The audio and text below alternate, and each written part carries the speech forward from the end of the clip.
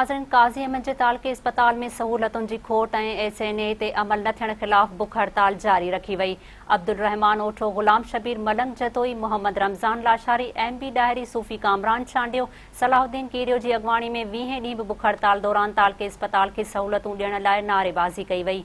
उन मौक़े ते अॻवाननि मीडिया सां ॻाल्हाईंदे चयो आहे त 2017 खां वज़ीर आला Sindh Syed Murad Ali Shah rural health centre Kazi Ahmed खे अपग्रेड करे तालके अस्पताल जो नोटिफिकेशन त जारी कयो, पर उन खे 2 साल गुज़री वञण बावजूदि SNA मंज़ूर न थी आहे, न वरी तालके अस्पताल जूं सहूलतूं ॾिनियूं वयूं आहिनि। हुननि चयो त काज़ी अहमद अस्पताल IHS नाले हिक NGO जे हवाले करण खां अॻु कुझु बहितर कमु करे रही हुई, पर हिन वक़्तु अवाम खे सिहत जूं सहूलतूं बि नथियूं मिलनि।